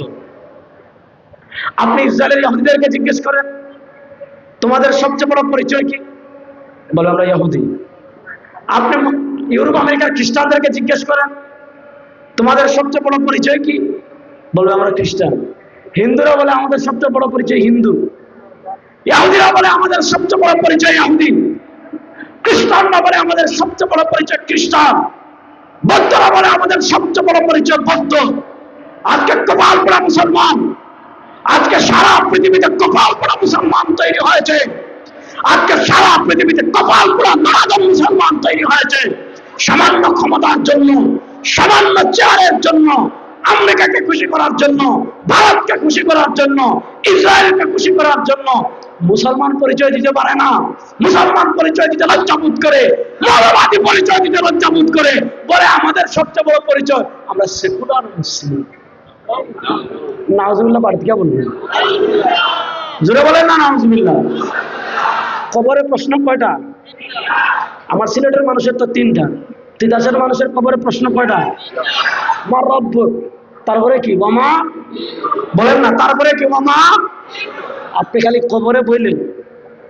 দুনিয়াতে সামান্য ক্ষমতার জন্য, দুনিয়াতে সামান্য চারের জন্য আপনি ইসলাম পরিচয় দিতে চান না। আপনি ইহুদিদেরকে খুশি করার জন্য, আমেরিকাকে খুশি করার জন্য, ভারতকে খুশি করার জন্য, জাতিসংঘকে খুশি করার জন্য ইসলাম পরিচয় দিতে চান না। কবরে যখন জিজ্ঞেস করবো মামা দিন, তোমার দিন কি? খালি বললেন যে ফিরিস্তা, আমি তো সেকুলার। মায়েরা মাটিতে পড়বে, এটাও তুলে দিব। তাহলে আমাদের সবচেয়ে জাতীয় পরিচয় আমরা। আমি যুবকদের মুখ থেকে শুনতে চাই, আমাদের সবচেয়ে বড় পরিচয় আমরা। সব যুবকদের মুখ থেকে শুনতে চাই, আমাদের সবচেয়ে বড় পরিচয় আমরা। দেখেন, দেশের পরিচয় পরিবর্তন হতে পারে, হয় না? 71-এর আগে আমরা কি ছিলাম? পূর্ব পাকিস্তান। তখন বাংলাদেশ পরিচয় ছিল না। এর আগে যান 47-এর আগে আমরা কি ছিলাম? 47-এর আগে বাংলাদেশ, ভারত, পাকিস্তান। মনোযোগ, 47-এর আগে বাংলাদেশ, ভারত, পাকিস্তান 3 দেশ 1 দেশ ছিল। তখন আমাদের সবার এক ভিন্ন পরিচয় ছিল, অভিন্ন পরিচয়। 47-এ হলো পাকিস্তান, পাকিস্তানের 2 ভাগ, আমরা পূর্ব পাকিস্তান, ওটা পশ্চিম পাকিস্তান। 71-এ সে আবার পরিবর্তন হলো, আমরা বাংলাদেশ।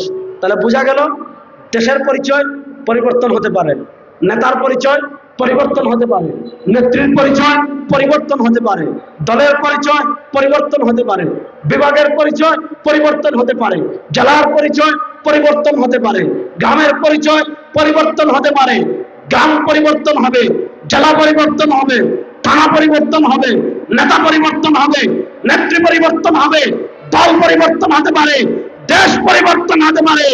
ইসলামের পরিচয়, মুসলিম পরিচয় কখনো পরিবর্তন হতে পারে না, পারে না, পারে না। তাহলে আমাদের সবচেয়ে বড় পরিচয় বিএনপি, আমাদের সবচেয়ে বড় পরিচয় জামাত, আমাদের সবচেয়ে বড় পরিচয় ইসলামী আন্দোলন। আওয়ামী লীগের কথা কইলাম না, যেহেতু নাই, বাদ দেন। তাহলে আমাদের সবচেয়ে বড় পরিচয় আমরা। বলেন না, বলেন না, আমাদের সবচেয়ে বড় পরিচয় আমরা। আমার নবী দেশ ছেড়েছেন, কোন জায়গা ছেড়েছেন? মক্কা। ইন্না আউওয়ালা বাইতিন মুদিআ লিন-নাস ইন্না আউওয়ালা বাইতিন মুদিআ লিন-নাস লাল্লাযী বিবাক্কাতা মুবারাকান ওয়া হুদাম ওয়া রাহমাতান লিল আলামিন। যে মক্কা থেকে সারা দুনিয়ায় আলো ছড়িয়েছে, যে মক্কা থেকে সারা দুনিয়ায় ইসলাম ছড়িয়েছে, যে মক্কা থেকে সারা দুনিয়ায় হেদায়েতের বাতি প্রজ্বলিত হয়েছে, ইসলামের প্রশ্নে, ঈমানের প্রশ্নে, শরিয়ার প্রশ্নে, আল্লাহর প্রশ্নে, সুন্নাহর প্রশ্নে আমার নবী মক্কা থেকে মদিনায় হিজরত করেছেন। মক্কা থেকে 550 কিলোমিটার দূরে হিজরত করে মদিনায় গিয়ে পৃথিবীর মুসলমানদের কাছে এই বার্তা দিয়েছেন, এই মেসেজ দিয়েছেন, আমরা দেশ ছাড়তে পারি, দল ছাড়তে পারি, নেতা ছাড়তে পারি, স্ত্রী ছাড়তে পারি, সন্তান ছাড়তে পারি, টাকা ছাড়তে পারি, ঘর ছাড়তে পারি, বাড়ি ছাড়তে পারি। ইসলামের প্রশ্নে, ঈমানের প্রশ্নে, কোরআনের প্রশ্নে পৃথিবীর কারো সাথে আপোষ হবে না।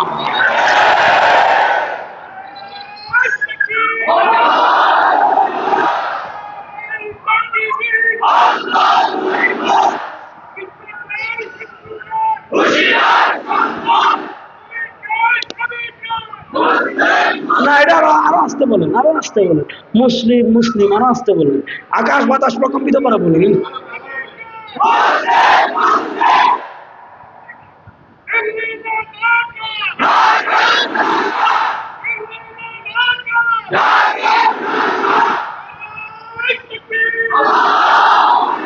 বলেন আমাদের সবচেয়ে বড় পরিচয় কি? আমরা যুবকরা এই পরিচয় দিতে পারবেন তো ইনশাআল্লাহ? বুক ফুলিয়ে বাংলাদেশে এই পরিচয় থাকবে। স্পষ্ট করে বলি, বাংলাদেশ থেকে যারা ইসলামকে মাইনাস করতে চাইবে মামু বাড়ি দিল্লি যাবে। কোথায় যাবেন? বাংলাদেশ থেকে যারা কোরআনকে মাইনাস করতে চাইবেন মামু বাড়ি দিল্লি যাবেন। এই দেশে ইসলাম ছিল, এই দেশে আলেমরা ছিলেন, এই দেশে মাদ্রাসা ছিল, এই দেশে কোরআন ছিল, আছে, থাকবে। যারা মাইনাস করতে চাইবেন মামু বাড়ি দিল্লি পালিয়ে যাবেন, পালিয়ে যাবেন, পালিয়ে যাবেন।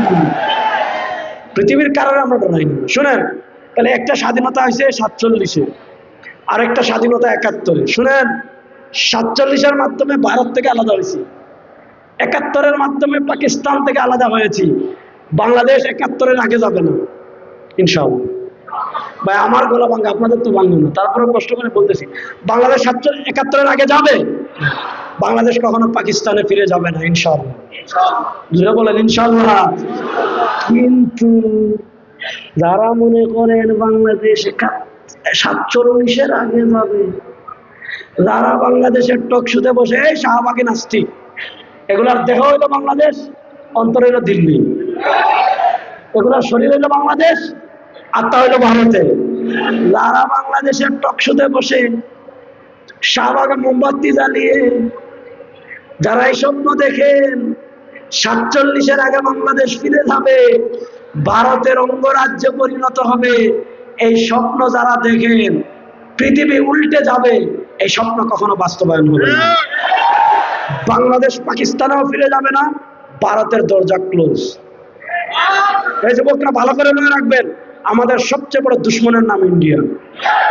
বলেন আমাদের সবচেয়ে বড় দুশ্মনের নাম, জোরে বলেন আমাদের সবচেয়ে বড় দুশ্মনের নাম বাংলাদেশ। কারো তাবেদারি বাঁচবে না। শুনেন, আমরা 15 কোটি মুসলিম আছি রে ভাই বাংলাদেশে, বাকিদেরকে বাদ দিলাম। 15 কোটি মুসলিম যদি হাতে হাতে ঐক্য করতে থাকি, রব্বকে আমার কসম করে বলি, ভারত আমাদের মাথার একটা চুলও ছিঁড়তে পারবে না। কিসের ভয় দেখেন? কাকে ভয় দেখেন? আমরা প্রস্তুত আছি তো ইনশাআল্লাহ। বাংলাদেশ নিয়ে বাড়াবাড়ি করবেন, দিল্লিতে কালেমার পতাকা উঠবে ইনশাআল্লাহ। বেরিয়ে আছে তো পারবেন না ইনশাআল্লাহ। তাহলে আমাদের সবচেয়ে বড় পরিচয় আমরা, যুবকরা জুড়ে বলেন আমাদের সবচেয়ে বড় পরিচয় আমরা, আর জুড়ে বলেন আমাদের সবচেয়ে বড় পরিচয় আমরা।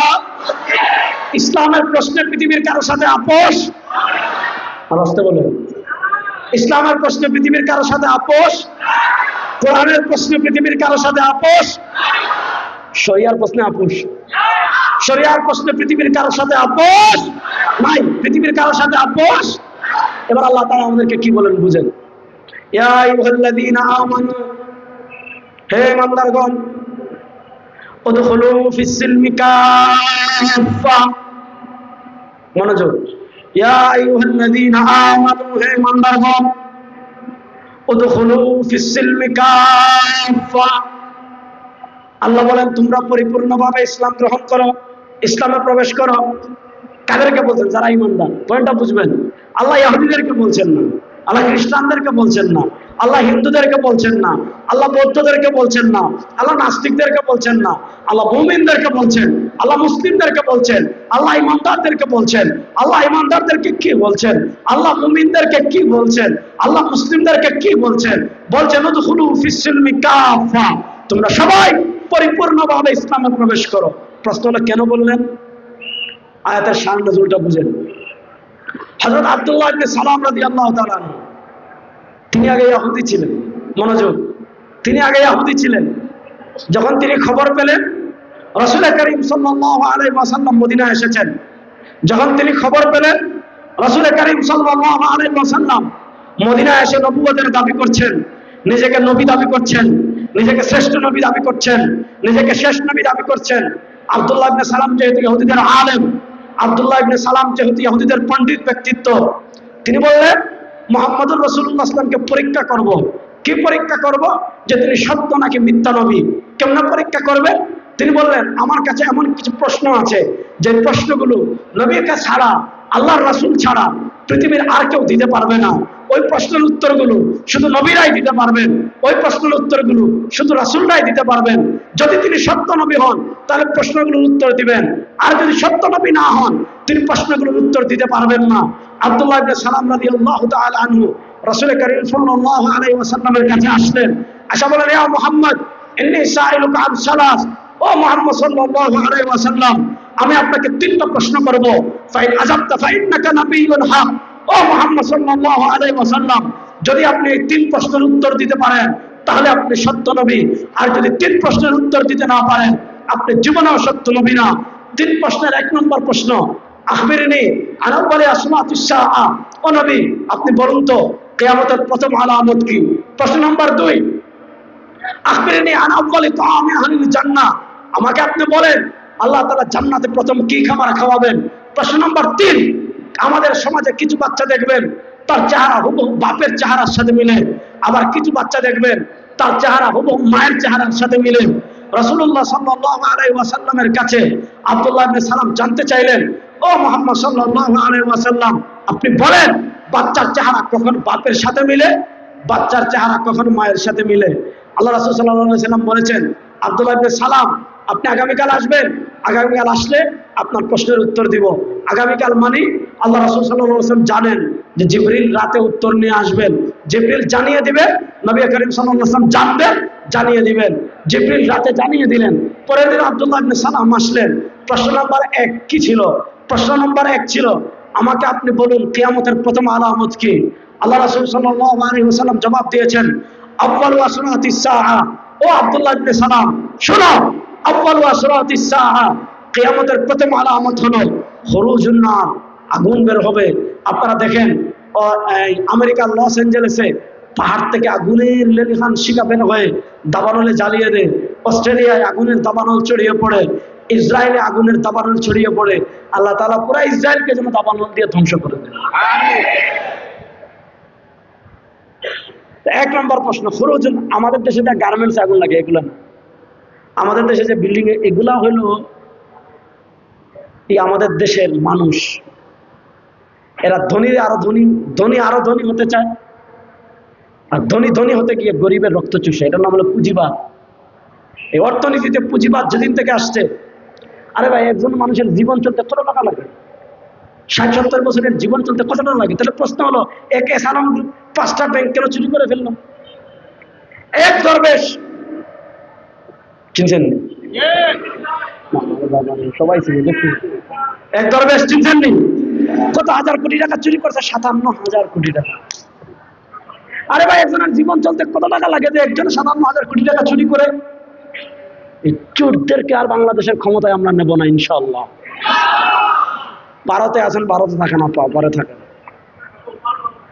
আপা অপারে থাকেন, আমাদের দোয়া আশীর্বাদ সব আপনার সাথে আছে। এদিকে আসতে চাইবেন, আয়নাগর রেডি ইনশাআল্লাহ। না ইনশাআল্লাহ আসতে বলেন, কথা ভালো করে বুঝেন। এই পুঁজিবাদ মুষ্টিমে কিছু মানুষকে আরো ধনী বানায়। আরো ধনী বানাতে গিয়ে বস্তিতে আগুন লাগায়, মার্কেটে আগুন লাগায়, যাতে বস্তি জ্বলে গেলে, টিনের মার্কেট জ্বলে গেলে এখানে বিল্ডিং হবে, বিল্ডিং হলে প্রথমে টেন্ডার, ওখানে টাকা পাবো, পাথরের ঠিকাদার থেকে টাকা পাবো, বালি থেকে টাকা পাবো, হ্যাঁ সবকিছু থেকে টাকা, ওই আরো টাকা কামানোর জন্য যে আগুন লাগায়, ওইটা কিয়ামতের আলামত না, গেল অভিশাপ, এটা অভিশাপ। আর কিয়ামতের আলামত দেখবেন পৃথিবীর বিভিন্ন পাহাড় থেকে আগুনের লাভা বের হয়, আগুনের লাভা বের হয়। 2 নম্বর প্রশ্ন ছিল, আল্লাহ নবী বললেন 1 নম্বর প্রশ্নের উত্তর খুরুজুন নার, আগুন বের হওয়া কিয়ামতের আলামত। 2 নম্বর প্রশ্ন ছিল আল্লাহ তাআলা জান্নাতে প্রথম কি খাওয়াবেন? বিচার শেষ, জান্নাতীরা জান্নাতে, জাহান্নামীরা জাহান্নামে। জান্নাতীরা জান্নাতে যাওয়ার পর, জাহান্নামীরা জাহান্নামে যাওয়ার পর আল্লাহ তাআলা জান্নাতবাসীকে প্রথম মেহমানদারি করাবেন আনুষ্ঠানিক। আব্দুল্লাহ ইবনে সালাম জানতে চেয়েছিলেন যে প্রথম কি খাওয়াবেন। আল্লাহ রাসূল সাল্লাল্লাহু আলাইহি ওয়াসাল্লাম জবাব দিচ্ছেন, আউয়ালু তুআমি আহলিল জান্নাহ কাবিদুল হুত। আল্লাহ তাআলা প্রথম জান্নাতবাসীকে মাছের কলিজা খাওয়াবেন। আল্লাহ এখানে যেমন একসাথে বসছি, আল্লাহ জান্নাতের সবাইকে একসাথে মাছের কলিজা খাবার তৌফিক দিন। জান্নাতে যেতে চাইতে সবাই ইনশাআল্লাহ, কারা কারা চান দেখে একটু হাত তুলে দিতে সবাই। জান্নাতে যেতে হলে, জান্নাতে যেতে হলে আল্লাহ নবী যে রক্তমাখা ইসলাম রেখে গিয়েছেন, আল্লাহ নবী রক্তমাখা আদর্শ রেখে গিয়েছেন, আল্লাহ নবী তার দান শহীদ করা ইসলাম রেখে গিয়েছেন, সেই ইসলাম বাদ দিয়ে গণতন্ত্রের পিছনে দৌড়াবেন, সেই ইসলাম বাদ দিয়ে ধর্মনিরপেক্ষতার পিছনে দৌড়াবেন, সেই ইসলাম বাদ দিয়ে সমাজতন্ত্রের পিছনে দৌড়াবেন, সেই ইসলাম বাদ দিয়ে ভারতের পিছনে দৌড়াবেন, সেই ইসলাম বাদ দিয়ে আমেরিকার পিছনে দৌড়াবেন। কি জান্নাত এত সহজ না? প্রস্তুত আছেন তো? আজ থেকে ধর্মনিরপেক্ষতার পিছনে দৌড়াবো না, ভারতের পিছনে দৌড়াবো না, আমেরিকার পিছনে দৌড়াবো না, ডেমোক্রেসির পিছনে দৌড়াবো না, সমাজতন্ত্রের পিছনে দৌড়াবো না, আল্লাহর ইসলামের পিছনে, কোরআনের পিছনে, দ্বীনের পিছনে, শরিয়ার পিছনে দৌড়ানোর জন্য প্রস্তুত সবাই আছেন না? আল্লাহ সবাইকে কবুল করুন। বড় আসতে বললেন আল্লাহ সবাইকে কবুল করেন, সবাই বলেন আমিন। 3 নম্বর প্রশ্ন ছিল বাচ্চার চেহারা কখন বাপের সাথে মিলে, কখন মায়ের সাথে মিলে। এটা এখানে বলা যাবে না, যাক বিয়ে সাথে করলে এমনি বুঝবেন, সমস্যা নেই, না বুঝলেও সমস্যা নেই। এটা একান্ত দাম্পত্য জীবন সংক্রান্ত আলাপ, তো এখানে ছোট ভাইরা আছে, এটা সব জায়গায় সব কথা বলা যায় না, আর না বুঝলেও সমস্যা নেই। আল্লাহ রাসূল সাল্লাল্লাহু আলাইহি ওয়াসাল্লাম যখন 3 প্রশ্নের উত্তর দিয়ে দিয়েছেন, আব্দুল্লাহ ইবনে সালাম নিশ্চিত হয়ে গেলেন, আব্দুল্লাহ ইবনে সালাম নিশ্চিত হয়ে গেলেন যে এই লোক কখনো মিথ্যা না, তিনি সত্য নবী।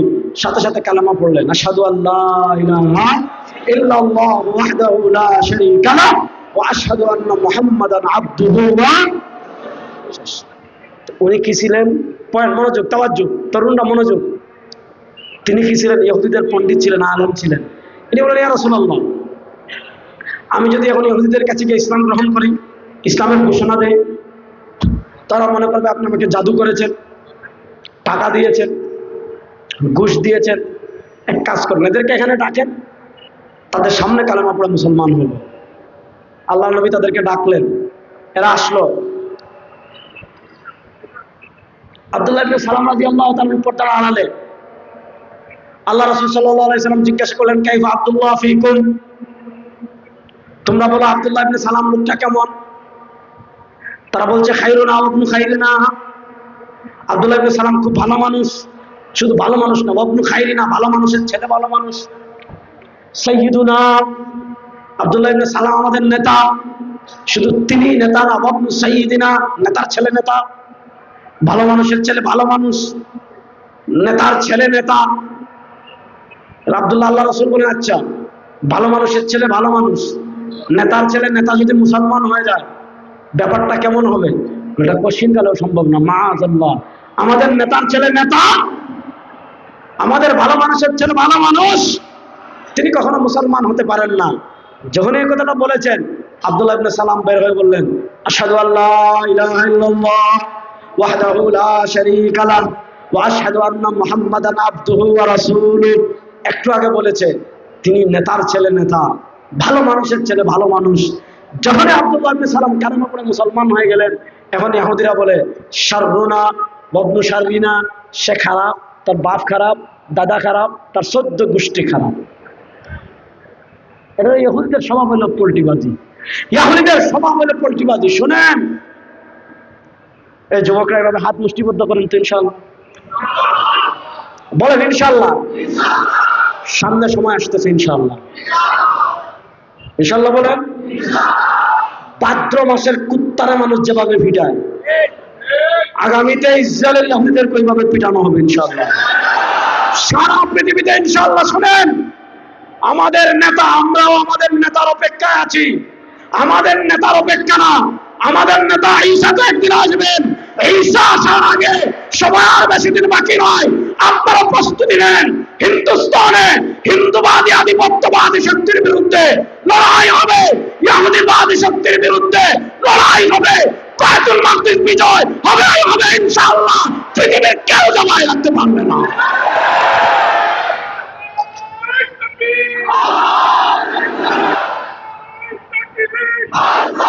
প্রস্তুত আছেন তো? জানুন না ইনশাআল্লাহ।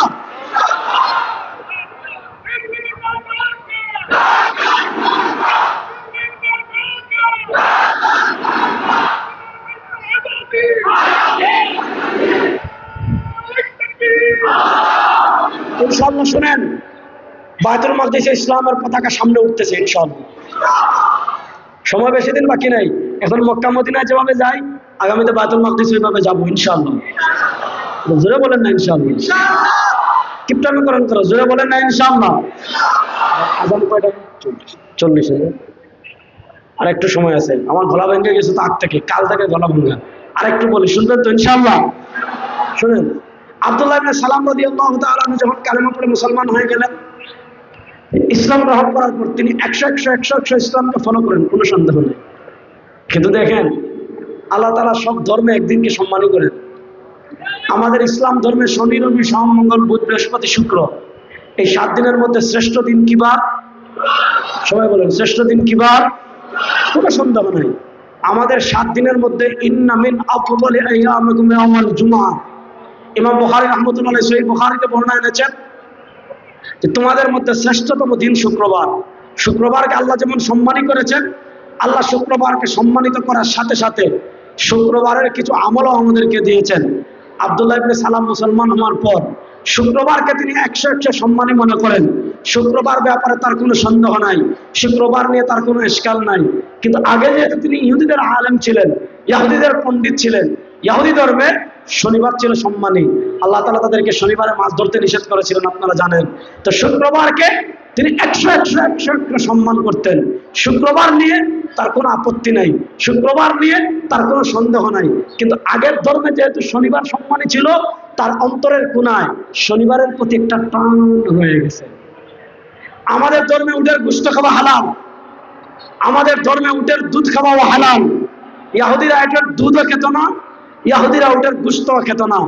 আব্দুল্লাহ ইবনে সালাম রাদিয়াল্লাহু তাআলা আনহু মুসলমান হয়ে গিয়েছেন, কিন্তু আগের ধর্মে উটের গোশত খেতেন না, আগের ধর্মে উটের দুধ খেতেন না। মুসলমান হওয়ার পরও তিনি উটের দুধ খেতেন না, মুসলমান হওয়ার পরও তিনি উটের দুধ খেতেন না। এই যে তিনি উটের গোশত খান নাই, এই যে তিনি উটের দুধ খান নাই, এটা আল্লাহ তাআলার পছন্দ হয় নাই। আপনি মুসলমান হওয়ার পর ইহুদিবাদের প্রতি টান থাকবে, ইহুদি ধর্মের আমলের প্রতি টান থাকবে, এটা আল্লাহর পছন্দ হয় নাই। আল্লাহ তাআলা আয়াত নাযিল করলেন, ইয়া আইয়ুহাল্লাযীনা আমানু, হে ঈমানদারগণ, উদখুলু ফিস সিলমি কাফা, পরিপূর্ণভাবে ইসলামে প্রবেশ করো। বোঝা গেল, ইসলামে প্রবেশ করার পর ইহুদিবাদ মানা আর কোনো সুযোগ নাই, খ্রিস্টবাদ মানা আর কোনো সুযোগ নাই, হিন্দুত্ববাদ মানা আর কোনো সুযোগ নাই, ডেমোক্রেসি মানার কোনো সুযোগ নাই, সেকুলারিজম মানার কোনো সুযোগ নাই, সোশ্যালিজম মানার কোনো সুযোগ নাই। যারা পরিচয় দিবে আমরা মুসলিম, যারা পরিচয় বলবে আমরা মুসলিম, যারা বলবে আমরা বিশ্বনবীর উম্মাহ, আমাদের ঘর থেকে নিয়ে রাষ্ট্র পর্যন্ত, জন্ম থেকে নিয়ে মৃত্যু পর্যন্ত ইসলামে মানতে হবে। ইসলামের বাইরে 1 ইঞ্চি যাওয়ার কোনো সুযোগ। কথাটা বুঝতে পারছি? আব্দুল্লাহ ইবনে সালাম রাদিয়াল্লাহু তাআলা একটু গেছেন, ভাই হুজুর আসলে দেখবেন, আমার দিকে তাকান, হুজুর আসলে তো বয়ান করবেন, আপনারা দেখবেন। ভাই তোমরা যারা আসতেছ, বাসিটা একটু আসতে পারো, সমস্যা নেই। সবাই আমার দিকে আসেন তো, আমার দিকে তাকান, সব আমার দিকে আসেন তো সবাই ইনশাআল্লাহ। এবার কথাটা ভালো করে শুনেন। ইসলাম গ্রহণ করার পর, আবার বলি, ইসলাম গ্রহণ করা, সবাই এরকম করে তো শেষ করে দেব। ইসলাম গ্রহণ করার পর ইহুদিবাদ মানার কোনো সুযোগ, ইসলাম গ্রহণ করার পর খ্রিস্টবাদ মানার কোনো সুযোগ, ইসলাম গ্রহণ করার পর হিন্দুত্ববাদ মানার কোনো সুযোগ, ইসলাম গ্রহণ করার পর ধর্মনিরপেক্ষতা মানার কোনো সুযোগ, ইসলাম গ্রহণ করার পর সোশ্যালিজম তথা সমাজতন্ত্র মানার কোনো সুযোগ, ইসলাম গ্রহণ করার পর অনলি ওয়ান ইসলাম, ইসলাম গ্রহণ করার পর 100 এই সমস্যা কি? আজকে ইসলামকে মানাই ফেলছি আমরা জিলাপি খাওয়ার ধর্ম, ঠিক না বেটি? আজকে ইসলামকে মানিয়ে ফেলেছি খিচুড়ি খাওয়ার ধর্ম, আজকে ইসলামকে মানিয়ে ফেলেছি সিন্নি খাওয়ার ধর্ম। এই নামাজ ইসলামে আছে না নাই? রোজা ইসলামে আছে না নাই? হজ ইসলামে আছে না নাই? যাকাত ইসলামে আছে না নাই? আচ্ছা, আবার আমার দিকে তাকান, হুজুর তো গেছে দিকে, এখন আমার দিকে তাকান, এখন আমার দিকে তাকাবেন তো? আচ্ছা, এখানে তো আমি ওয়াদে আসছি, মনোযোগ, এই যে আমি ওয়াদে আসছি, এই যে ভাইরা আমার চা দিছে, এই চা যদি আমি বাম হাতে খাই, মনোযোগ, এই চা যদি আমি বাম হাতে খাই, আমার ডান হাতে সিগারেট, আল্লাহ না করুন, বাম হাতে চা, একবার বাম হাতে চা টান দেই, ডান হাতে সিগারেট খাই। আচ্ছা বলেন, আমি যদি ডান হাতে সিগারেট খাই আর বাম হাতে চা খাই, আপনারা কি আমাকে ওয়াশ করতে দিবেন? দিবেন না? আন্দাজ করলে আমি যদি ডান হাতে সিগারেট টান দেই আর বাম হাতে চা খাই, আপনারা কি আমাকে ওয়াশ করতে দিবেন? কেন দিবেন? না, হুজুর কি ওয়াশ করবে? তো এর মধ্যেই তো ইসলাম নেই। সে চা খাচ্ছে বাম হাতে, ডান হাতে সিগারেট খাচ্ছে, সে চা খাচ্ছে বাম হাতে, ডান হাতে সিগারেট খাচ্ছে। যে হুজুর খাওয়ার ভিতর ইসলাম মানে না, তারা দিয়ে কি ওয়াশ করাবেন? কারণ আপনারা জানেন পান করতে হয় ডাইন হাতে। আচ্ছা, এখানে আমি যখন আসছি, গাড়ি আপনারা নিয়ে আসছেন, হুজুর আসছে, যখন গাড়ি থেকে নামছে দেখুন হুজুর হাফ প্যান্ট পরা, এটা গেঞ্জি পরা, মাথায় একটা ক্যাপ দেওয়া, চুলে থেকে একটু লম্বা, হ্যাঁ, এরপরে আপনার কানে ইয়ারফোন লাগানো। এখানে যদি ওয়াশ করতে আসে হুজুর এই ড্রেস আপে, আপনারা ওয়াশ করতে দিবেন? বলেন, ওয়াশ করতে দিবেন? কেন দিবেন না? যে এই হুজুরের পোশাকে তো ইসলাম নাই, সে কি ওয়াশ করবে? আচ্ছা বলেন, এই যে আমি বাম হাতে চা খাওয়ার কারণে, ডান হাতে ইস্তেঞ্জা করার কারণে, সিগারেট খাওয়ার কারণে আপনি আমার উপর আপত্তি করেছেন, আমি আপনার আপত্তিকে 100 সাপোর্ট করি। প্রশ্ন হলো কিভাবে খাবেন, কি খাবেন? এটা যেমন ইসলামে আছে, কি পোশাক পরিধান করবেন, এটা যেমন ইসলামে আছে, কিভাবে ইস্তেঞ্জা করবেন, ওটা যেমন ইসলামে আছে, কিভাবে ওযু করবেন, এটাও যেমন ইসলামে আছে, কিভাবে গোসল করবেন, এটাও যেমন ইসলামে আছে, কিভাবে নামাজ পড়বেন, এটাও যেমন ইসলামে আছে, কিভাবে রোজা রাখবেন, এটাও যেমন ইসলামে আছে। কেউ চুরি করলে, কেউ খুন করলে, কেউ ডাকাতি করলে, কেউ ধর্ষণ করলে, কেউ আপনার দুর্নীতি করলে, কেউ দেশের টাকা বিদেশে পাচার করলে, কেউ উন্নয়নের নামে রোডের বদলে পাস দিলে, কেউ অন্যায় সম্পদ দখল করলে, তার কি শাস্তি হবে? ইসলামের কোরআনের নবীর আদর্শে আছে না? এখানে তো বাসটা দিছে আমাদের, বাসটা মেয়ে খাইছি, এটাই নামাজ কেমনে পড়বে এটা যেমন ইসলামে আছে, রাষ্ট্র কেমনে চলবে ইসলামে নাই? যদি বলেন রাষ্ট্র কেমনে চলবে ইসলামে আছে না নাই? হাইকোর্ট সুপ্রিম কোর্ট বিচার ব্যবস্থা কেমনে হবে ইসলামে আছে না নাই? অর্থনীতি কেমনে পরিচালিত হবে ইসলামে আছে না নাই? এখানে আমাদের সমস্যা। আমাদেরকে বলে ইসলাম থাকবে বিয়েতে, আমাদেরকে বলে ইসলাম থাকবে রোজাতে, আমাদেরকে বলে ইসলাম থাকবে ওয়াকফে, আমাদেরকে বলে ইসলাম থাকবে জিলাপিতে, ইসলাম থাকবে খিচুড়িতে, ইসলাম থাকবে ওয়াজে, রাষ্ট্রে আব্রাহাম লিঙ্কন, বিচার ব্যবস্থায় ব্রিটিশ, অর্থনীতিতে পুঁজিবাদ। না, ওয়াদখুলু ফিস সিলমি কাফা, ঘরে যেমন ইসলাম, পোশাকে যেমন ইসলাম, খাওয়াতে যেমন ইসলাম, বিচার ব্যবস্থায় ব্রিটিশের বিচার ব্যবস্থাকে বাদ দিয়ে আল্লাহর কোরআনের বিচার ব্যবস্থার প্রয়োজন আছে না নাই? অর্থনীতিতে পুঁজিবাদকে বাদ দিয়ে ইসলামের অর্থনীতি প্রতিষ্ঠার প্রয়োজন আছে না নাই? সুতরাং ইসলামের বিচার ব্যবস্থা পরিচালিত হোক বাংলাদেশে। এই দাবির সাথে আপনারা একমত আছেন? কারা কারা চান ইসলামী বিচার ব্যবস্থা থেকে হাত তোলেন তো। বাংলাদেশের শরিয়া বিজয় হোক, এই দাবির সাথে আপনারা একমত আছেন তো ইনশাআল্লাহ? বাংলাদেশের চুরি করলে রে ভাই, 54 বছরে চুরি বন্ধ করতে পারেন নাই রে ভাই। ডক্টর ইউনূস সাহেব 20 দিন আছেন, 20 দিনের জন্য আইন করেন, 20 দিনের জন্য, যে যারা চুরি করবেন হাত কেটে গাছে ঝুলাই রাখবো। মাত্র 20 দিনের জন্য আইন করেন, টাকার বস্তা রাস্তায় নিয়ে হাঁটবেন, দরজা খুলে ঘুমাবেন, কেউ চুরি করার সাহস করবে না। সুতরাং ইসলামী বিচার ব্যবস্থা বাংলাদেশে প্রতিষ্ঠা হোক, এই দাবির সাথে আপনারা একমত আছেন না নয়? আল্লাহ ইসলামের পক্ষে থাকার তৌফিক আমাদের সবাইকে দান করুন। আল্লাহ কোরআনের পক্ষে থাকার তৌফিক আমাদের সবাইকে দান করুন। আল্লাহ শরিয়ার পক্ষে থাকার তৌফিক আমাদের সবাইকে দান করুন। বাংলাদেশে আগামীতে আরেকটা বিপ্লব হবে ইনশাআল্লাহ। বাংলাদেশে আরেকটা বিপ্লব হবে, প্রস্তুত আছেন তো ইনশাআল্লাহ? সেই বিপ্লব হবে শরিয়া বিজয়ের বিপ্লব, কোরআন বিজয়ের বিপ্লব, ইসলাম বিজয়ের বিপ্লব, দিন বিজয়ের বিপ্লব, ডেমোক্রেসিকে পরাজিত করার বিপ্লব, ধর্মনিরপেক্ষতাকে পরাজিত করার বিপ্লব, সমাজতন্ত্রকে পরাজিত করার বিপ্লব, গণতন্ত্রকে পরাজিত করে শরিয়া বিজয়ের বিপ্লবে প্রস্তুত সবাই আছেন না? নারায়ে তাকবীর। এবার আল্লাহু আকবার জোরে বলেন না, তো ভারত তো যা কোন তো ইনশাআল্লাহ। নারায়ে তাকবীর, নারায়ে তাকবীর, নারায়ে তাকবীর। দিল্লি না ঢাকা, দিল্লি না ঢাকা, গোলামি না আজাদি, গোলামি না আজাদি। তোমার নেতা আমার নেতা, এটা তো নবীর কথা আসতে বলবেন না। সবাই হাত তুলেন দেখবে, দেখি বিসমিল্লাহ। তোমার নেতা আমার নেতা, বলে বলেন না, তোমার নেতা আমার নেতা। আমরা সবাই রাসূল সেনা, আমরা সবাই রাসূল সেনা, আমরা সবাই রাসূল সেনা। নারায়ে তাকবীর, নারায়ে তাকবীর, নারায়ে তাকবীর। তোমার নেতা আমার নেতা, তোমার নেতা আমার নেতা, আমরা সবাই রাসূল সেনা। প্রস্তুত আছেন তো তারুণ্য ইনশাআল্লাহ? আমার নবী শরিয়াকে বিজয় করার জন্য বাংলাদেশে প্রস্তুত আছেন? কোরআনের বিচার ব্যবস্থা, কিসের ইনসাফ করেন আপনারা? গণতন্ত্র দিয়ে, ধর্মনিরপেক্ষতা দিয়ে, সমাজতন্ত্র দিয়ে 54 বছরে কিসের ইনসাফ প্রতিষ্ঠা করেছেন? ইনসাফ প্রতিষ্ঠা হবে একমাত্র কোরআন দিয়ে, ইনসাফ প্রতিষ্ঠা হবে একমাত্র শরিয়া দিয়ে, ইনসাফ প্রতিষ্ঠা হবে একমাত্র নবীর আদর্শের বাহিরে কারো কিছু হবে না। প্রস্তুত আছেন তো সবাই ইনশাআল্লাহ? যুবকরা প্রস্তুত আছেন তো সবাই ইনশাআল্লাহ? মাশাআল্লাহ, আমার ভাই, আমার বড় ভাই আমাদের আশরাফুল আলম সাহেব আসছেন। যেহেতু এখানে ওয়াদে আসছি, এখানে তো কিছু বলা যাবে না। আমাদের পিশাব চরমোনাই মনোনীত, হাত পাগার মনোনীত প্রার্থী। এখানে যারা প্রার্থী হয়েছেন তাদের ভিতর সবচেয়ে ভালো, সহযোগ্য, আদর্শবান তাকে আপনারা ভোট দিবেন, ঠিক আছে তো ইনশাআল্লাহ? আল্লাহ তাআলা যে কথাগুলো বললাম আমাকে আপনাকে সবাইকে আমল করার তৌফিক দান করুন। এবং আগামী বিপ্লবে আবার আপনাদের সাথে দেখা হবে ইনশাআল্লাহ। আগামী বিপ্লবে আবার আপনাদের সাথে কথা হবে ইনশাআল্লাহ। বাংলাদেশের শরিয়া বিজয় না করা পর্যন্ত আমাদের পক্ষটা থামবে না ইনশাআল্লাহ। আল্লাহ আমাদেরকে ইসলামের পক্ষে, কোরআনের পক্ষে, শরিয়ার পক্ষে আমৃত্যু চলার তৌফিক দান করুন। ইনকিলাব জিন্দাবাদ। আবার দেখা হবে ইনশাআল্লাহ। আসসালামু আলাইকুম ওয়া রাহমাতুল্লাহি ওয়া বারাকাতুহু। আলহামদুলিল্লাহ, মহাগণ মালিকের দরবারে লাখো কোটি কালেমাতুর শুকরিয়া আদায় করি।